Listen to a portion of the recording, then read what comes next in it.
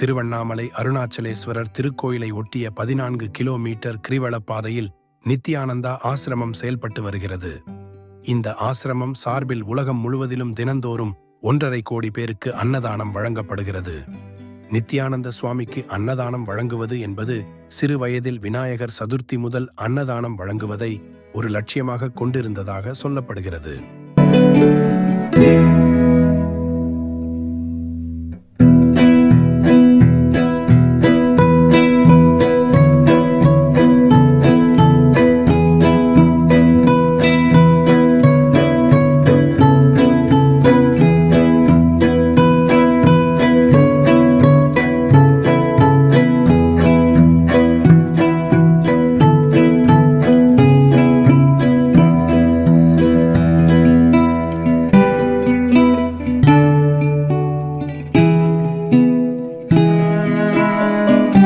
திருவண்ணாமலையில் நித்யானந்தா ஆசிரமம் 4 மாட வீதியில் ஒன்றும் கிரிவல பாதையில் 1 என 2 ஆசிரமங்கள் செயல்பட்டு வருகிறது.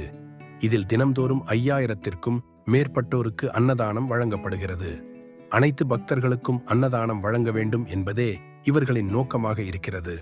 இவர்கள் ஔஷத அன்னதானத்தை வழங்குகிறார்களாம். காரணம், இது ஒவ்வொரு மனிதனின் உணர்வுகளை தூண்டக்கூடியதாக பார்க்கப்படுவதால் இதனை அன்னதான உணவில் சேர்க்க மாட்டார்களாம்.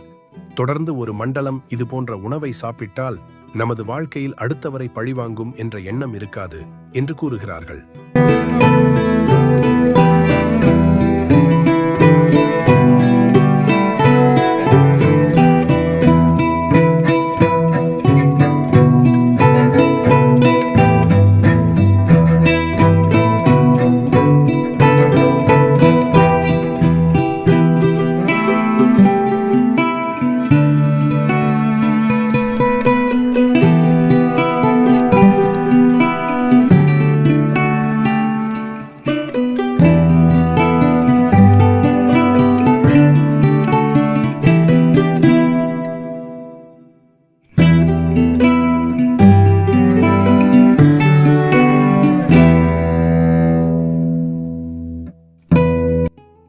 வழக்கமாக சாதாரண பௌர்ணமிகளில் 4 டன் காய்கறிகளை பயன்படுத்தி அன்னதானம் வழங்குவார்கள்.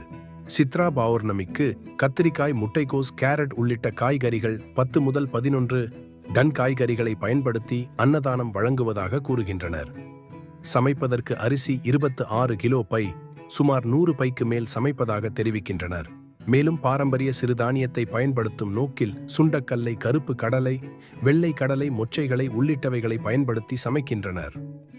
காலையில் வெண்பொங்கல், இட்லி, போண்டா, வடை, காரக்குழம்பு, வெஜிடபிள் ரைஸ் என்று ஆரம்பித்து 13 உணவு வகைகளை பரிமாறுகின்றனர்.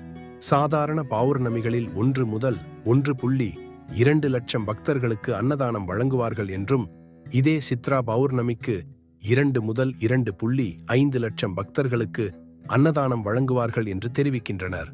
இந்த அன்னதானத்தை பாண்டிச்சேரி, சென்னை, திருச்சி, சேலம் உள்ளிட்ட பல்வேறு பகுதிகளில் இருந்து 200க்கும் மேற்பட்ட ஆன்மீக பக்தர்கள் தொண்டு உள்ளத்தோடு ஒவ்வொரு மாதமும் செய்து வருவதாக தெரிவிக்கின்றனர். கேஸ் கலை பயன்படுத்தி சமைப்பதை விட 3 முதல் 4 டன் விறகு அடுப்புகள் மூலம் ஆகம விதிப்படி சமைப்பதாக தெரிவிக்கின்றனர்.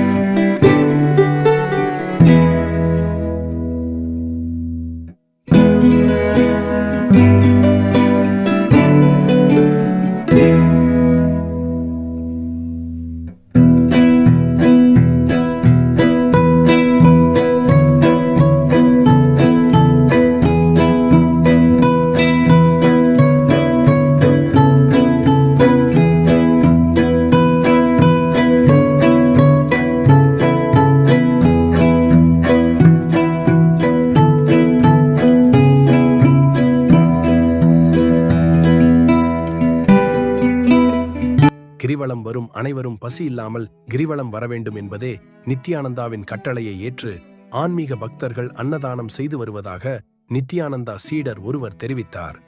மேலும் அவர் தெரிவிக்கையில், தானே புயலின் போது பாண்டிச்சேரி, கடலூர் உள்ளிட்ட பல்வேறு பகுதிகளில் முக்கிய விசேஷ நாட்களில் 25,000 பக்தர்களுக்கு அன்னதானம் வழங்கி வருவதாக தெரிவித்தார்.